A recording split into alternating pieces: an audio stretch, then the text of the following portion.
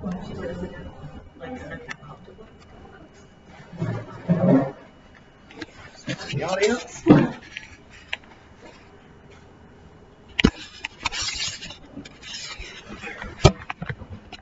not enforcing that, as I know. Okay. So today's topic in my TED Talk is I am going to teach you how to change people's minds.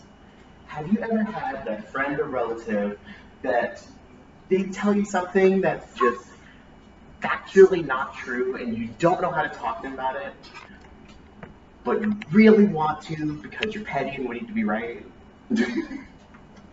Well, I'm here to teach you how to do that.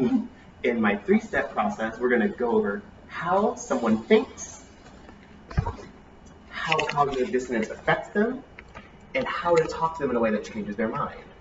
Now, let's come up with a situation. We'll have someone that we're going to say Karen. She's an anti-vaxxer. She took the kids. And you guys are having a conversation. She's sipping on her Merlot, whatever wine, and she says something in your conversation that pauses it dead in its tracks. She says that vaccines cause autism.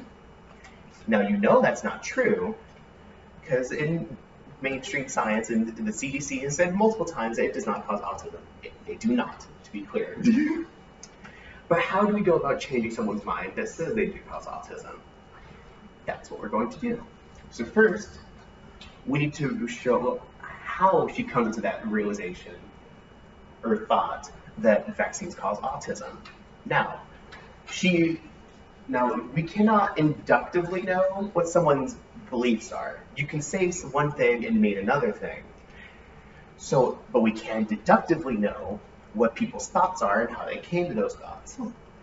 So it's not likely that she came with that thought on her own. She's not a doctor, and she's done no medical research as like a scientist to come to those conclusions. So it's likely that she came across that misinformation somewhere on the internet or by another friend. So first, we need to realize that we need to have sources of our own to debunk our own sources. Now, the problem is they're relying on misinformation. So the problem there is that if you just show them a mainstream source, they're not going to immediately believe you. So you need to rely on more third-party sources so that you can get something that sounds familiar to them because of what we're going to talk about next, cognitive dissonance, because that plays a big part in this. According to the Journal of Association for Psychological Science, people come up to conspiracy, including vaccine hesitancy, in a way to separate themselves from others in a way that makes them feel comfortable. It helps them feel as though they're more aware of the world than others are. It keeps them from feeling collectivized.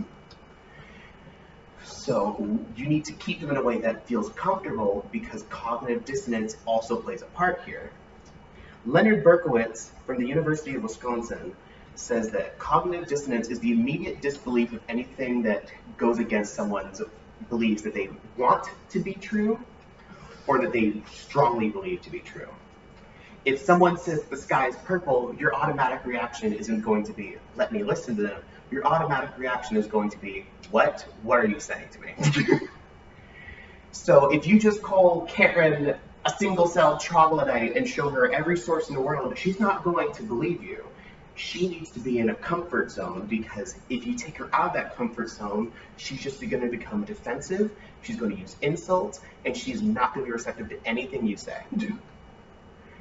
So you need to approach the topic slowly and in a friendly way so that you can get her in a way that she's not going to be defensive, because if you get defensive, that's where you have a problem.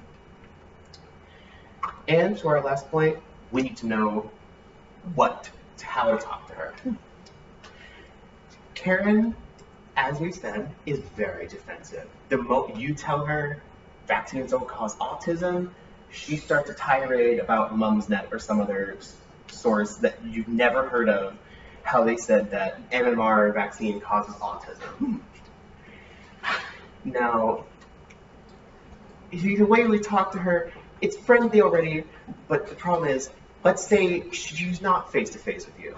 you are in a point where you're talking to each other on the internet, say on Facebook. That's not going to be very effective. And I'll explain why. Caitlin Jarrett, an epidemiologist in the UK, says that face-to-face dialogue is far more effective in helping someone who has vaccine hesitancy because they see someone that's there, they see something that's real, and you can adjust your tone and how you talk and what words you use to the person that you're talking to.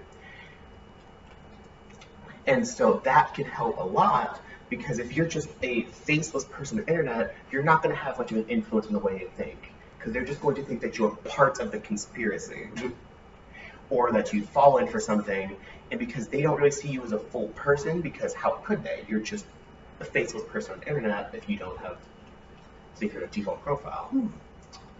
So, in truth, for Karen, we need to understand how she thinks, understand that cognitive dissonance does play a role in how she thinks, and we need to realize that we need to talk to them face to face as people. Because even with Karen, talking to one another tends to be the best solution in helping each other learn. Thank you. This has been my TED Talk.